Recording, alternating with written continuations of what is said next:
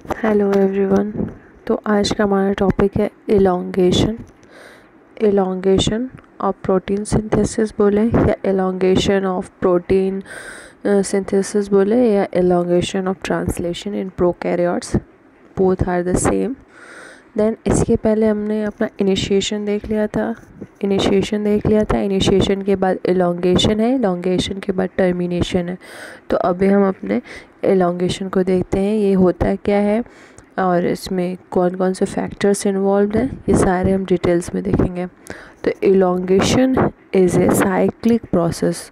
Elongation is a cyclic process on the ribosomes in which amino acid at a time is added to the nascent peptide chain।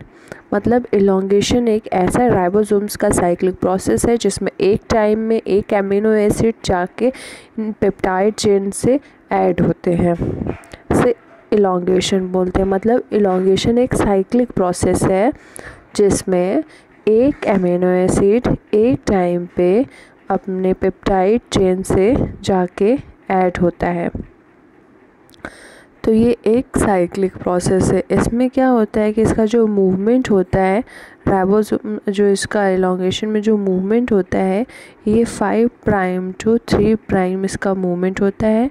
And ये codon से codon, जैसे एक codon then फिर next codon, तो एक codon फिर दूसरे codon फिर तीसरे कोडॉन, इसका इसी तरह चलता रहता है। इस वजह से इसको हम साइक्लिक प्रोसेस कहते हैं।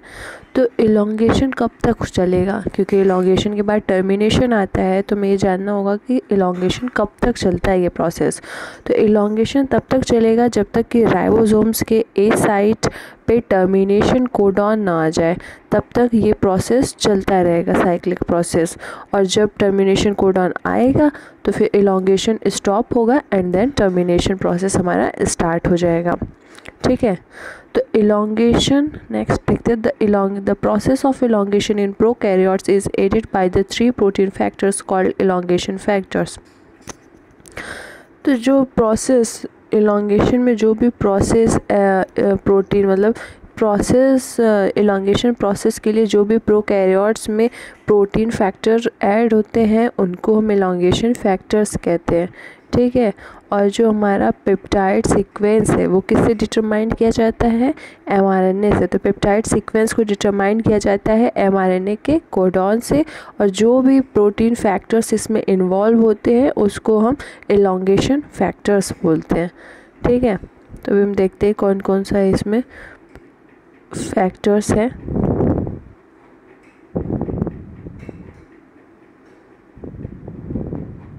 तो यहाँ पे हम देखेंगे हमारे इलॉन्गेशन फैक्टर्स को। तो इलॉन्गेशन फैक्टर्स जो हैं वो 3 हैं, EFTU, EFTS एंड EFG। ठीक है, तो EFTU फर्स्ट हम देखते हैं। EFTU, E मतलब elongation, F means factors and T means हमारा temperature and U means unstable. तो इट मीन्स कि इलॉन्गेशन फैक्टर्स टेम्परेचर अनस्टेबल। ठीक है, अब इसका वर्क क्या होता है, इसका वर्क ये होता है कि ये हमारे place appropriate tRNA to A site during elongation phase. मतलब ये tRNA को ले जाके मतलब इलॉन्गेशन, जब हमारा इलॉन्गेशन पीरियड चल रहा है, ठीक है, उसमें हमारे tRNA को ले जाके ए साइट पे एप्रोप्रिएट प्लेस पे छोड़ देता है। मतलब इसका एक काम यही है सिर्फ कि ये tRNA को ले जाके उसके सही जगह पे ए साइट पे छोड़ देना। ठीक है, ये इसका मेन इम्पोर्टेंट काम होता है। और ये इसका वर्क ये भी होता है कि जब ये GTP से बाउंड होता है तभी ये एमाइनो एसिड tRNA बाइंड कर सकता है। मतलब ये जब तक GTP से बाउंड नहीं होगा तब तक ये हमारे एमाइनो एसिड tRNA से बाइंड नहीं कर सकता है। ठीक है, GTP से बाइंड भी कर सकता है। GTP से जब ये बाइंड करता है तो हाइड्रोलाइज कर जाता है। GTP से जब ये बाइंड करेगा तो हाइड्रोलाइज करेगा मतलब हम जानते हैं GTP को ये GDP एंड P1 में हाइड्रोलाइज कर देता है। ठीक है, अभी हम नेक्स्ट अपना देखते हैं EFTS। इसको हम EF1B भी बोलते हैं और EFTU को EF1A भी बोलते हैं। तो EFTS का वर्क ये होता है कि जब हमारा हाइड्रोलिसिस हो जाता है, जब ये GTP molecule hydrolysis of attachment GTP molecules, मतलब जब इसका हाइड्रोलिसिस कंप्लीट हो जाता है तो ये रीजनरेट कर देता है फिर से EFTU को।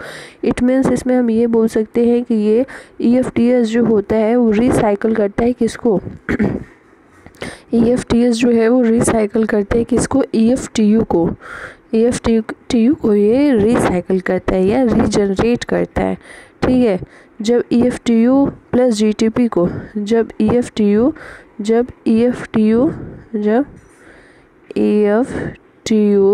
GTP के साथ होता है, ठीक है, जब ये इसके साथ होगा तो ये इसको हाइड्रोलाइज कर देगा किस में, पता है हमको, EFTU प्लस GDP में, ठीक है। तो ये उसको फिर से चेंज कर देता है एंड ये GDP को GTP में चेंज कर देता है, मतलब ये हमारे साइक्लिक प्रोसेस को और प्रोग्रेस करता है। देन थर्ड हम अपना देखेंगे EFG, इसको हम ट्रांसलोकेज भी बोलते हैं क्योंकि हमारा इलॉन्गेशन का थर्ड स्टेप है। हम जानते हैं कि ट्रांसलोकेशन में इस फैक्टर्स का मेन इम्पॉर्टेंट होता है, तो ये ट्रांसलोकेज करता है और ये कैटलाइज करता है ट्रांसलेशन को, ट्रांसलोकेशन को ये कैटलाइज करता है एंड ये मीडिएटर होता है, मीडिएट्स करता है उसको ताकि ये प्रोसेस और भी स्पीड जल्दी कंप्लीट हो, ठीक है। अभी हम नेक्स्ट अपना देखेंगे हमारे कौन कौन से इम्पॉर्टेंट, तो हमारे 3 इम्पॉर्टेंट की हैं। जैसे कि हमने अपने समरी में देखा था, इलॉन्गेशन में हमने हर स्टेप को अलग अलग डिवाइड किया था। तो इलॉन्गेशन हमारा 3 इम्पॉर्टेंट की में डिवाइड हुआ था। तो फर्स्ट है हमारा the correct amino acid tRNA, the correct amino acid tRNA two is loaded into the A site and peptide transferase reaction and translocation।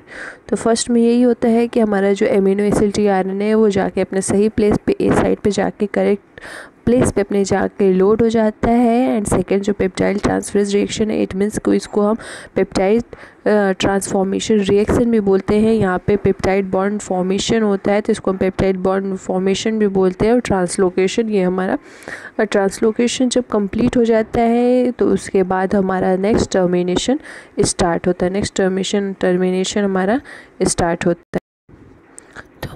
तो हमारा इसका फर्स्ट स्टेप है binding of appropriate acid tRNA to A site of the ribosomes.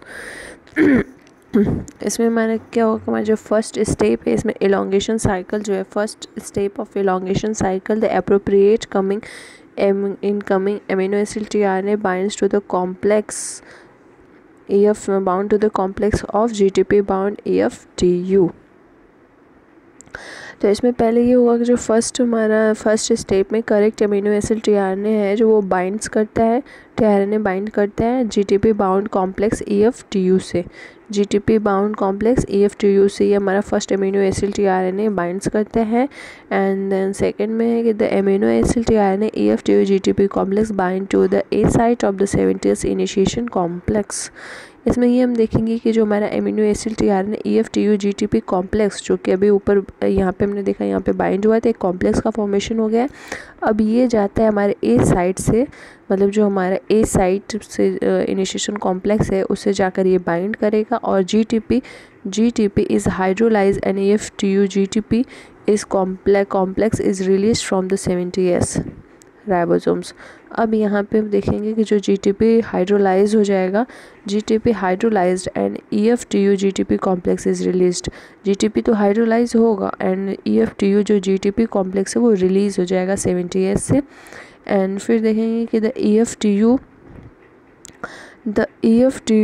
GTP complex is regenerated in a process involving EFTS and GTP। तो जो हमारा EFTU GTP complex है वो regenerate करेगा फिर से इस प्रोसेस को and then EFTS and GTP को फिर से इन्वॉल्व करेगा। तो इसमें हमने देखा ना कि जैसे कि एक बार तो यहाँ पे हमारा रिलीज़ हो जाता है, यहाँ पे एक बार EFTU GTP कॉम्प्लेक्स जो है वो रिलीज़ हो जाएगा एंड देन फिर यहाँ पे देखेंगे कि यहाँ पे उसकी फिर से इन्वॉल्वमेंट होती है।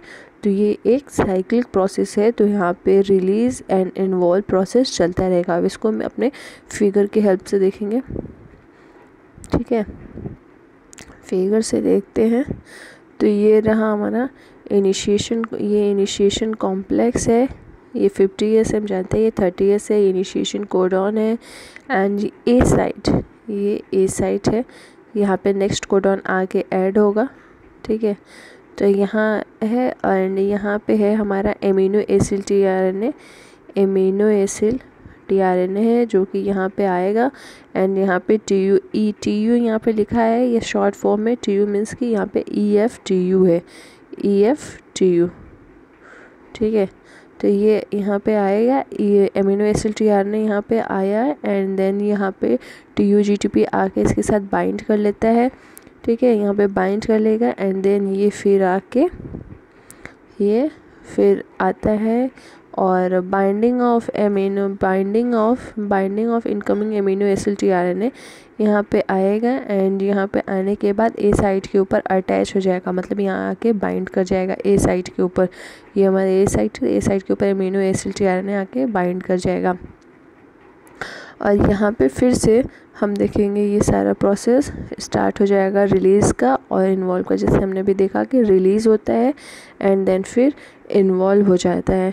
अब यहाँ पर GTP जो है वो हाइड्रोलाइज हो जाएगा GTP NP1 में, जो GTP है वो हाइड्रोलाइज हो जाएगा GTP NP1 में, ठीक है, हाइड्रोलाइज हो जाएगा GTP NP1 में, एंड फिर से हम उसको देखेंगे P1 में हाइड्रोलाइज्ड हो गया, एंड फिर से ये TUGTP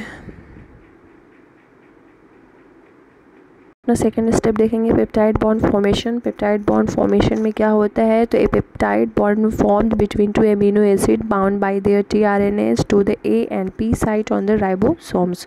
तो पेप्टाइड बॉन्ड का फॉर्मेशन होगा यहाँ पे और दो एमिनो एसिड के बीच में टीआरएनए के द्वारा राइबोसोम्स के A site and P site पे इसका फॉर्मेशन होगा, ठीक है। तो सेकेंड देखेंगे, release of EFTU with GTP hydrolyse to activation of large sub unit of ribosomes. EFTU with GTP hydrolyse होके रिलीज़ होता है और एक्टिवेट करता है हमारे राइबोसोम्स के लार्ज सब यूनिट को, ठीक है। यहाँ पे लार्ज सब यूनिट जो है वो हमारा एक्टिवेट हो जाएगा, ठीक है। तो अभी थर्ड में देखेंगे, तो activated large sub unit of ribosomes activate alpha amino group of A site amino acid as a nucleophile which react the carboxylic group of P site and acid resulting peptide bond formation, and this activity is called peptide transferase।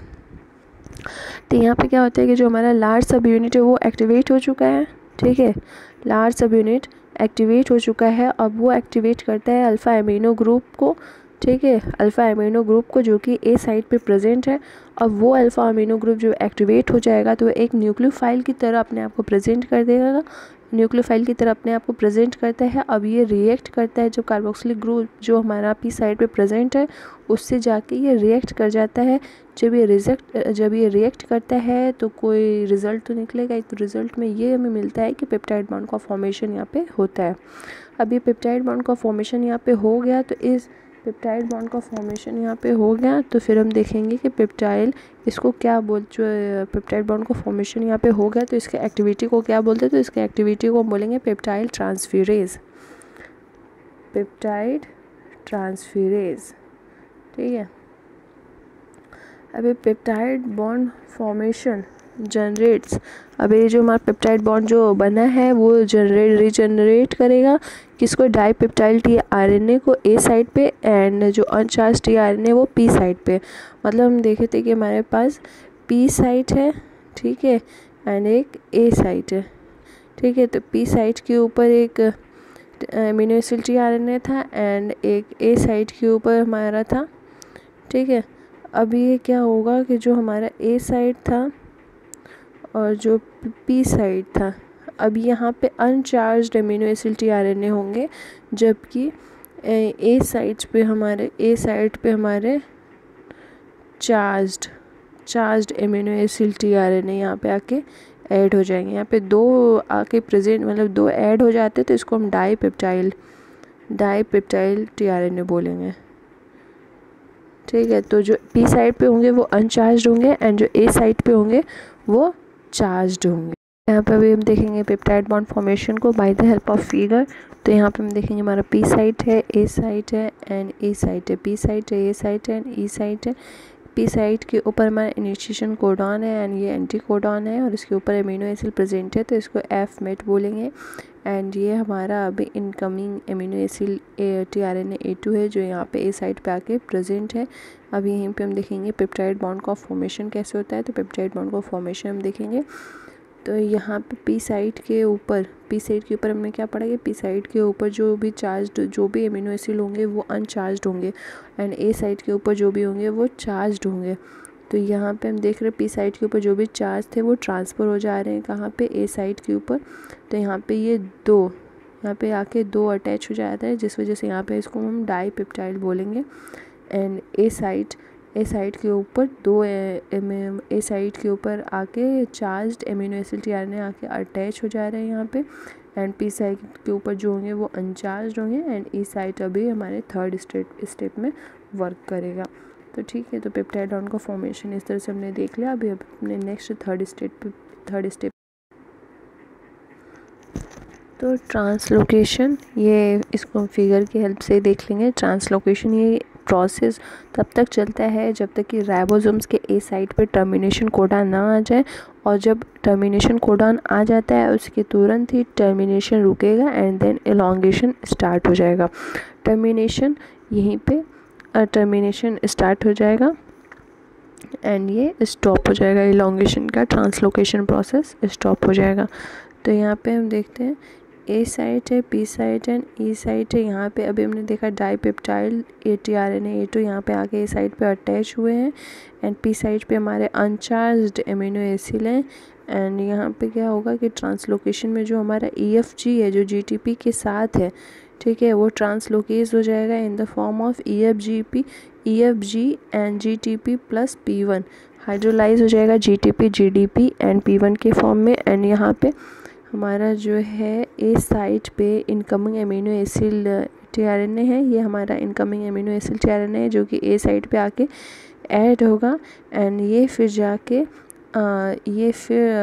चला जाएगा P side के ऊपर, ये यहाँ आएगा and then फिर P side पे जाएगा एंड पी साइड इसको फिर ई साइड पे एग्जिट यहाँ पे इस साइड पे भेज देगा, ये इस साइड से एग्जिट हो जाएगा एंड ये यहाँ से जाके फिर साइटोसोल में रिलीज़ हो जाएगा। ये इसलिए होता है क्योंकि फिर से हमारा जो ए साइट है वो फिर से फ्री हो जाए ताकि वो नेक्स्ट कोडॉन जो आए उसको एक्सेप्ट कर सके एंड ये प्रोसेस को फिर से आगे प्रोसीड कर सके। तो जो इसका हमारा डायरेक्शन है, जो मूवमेंट है हमारा एलोंगेशन का, वो 3 प्राइम के तरफ है। तो इसका 3 प्राइम मतलब कि ए साइड, इसका जो मूवमेंट है, इसको प्रोसेस को आगे बढ़ाने का जो मूवमेंट है वो हमारा राइबोसोम मूवमेंट 3 प्राइम के डायरेक्शन में। ठीक है, तो यहाँ पे हमारा ट्रांसलोकेशन एंड हो जाता है। अपने नेक्स्ट में देखेंगे टर्मिनेशन। ठीक है, यदि कोई भी चीज़ें अनक्लियर हो तो आप प्लीज़ उसको क्लियर कर सकते हैं, पूछ सकते हैं। So thank you so much.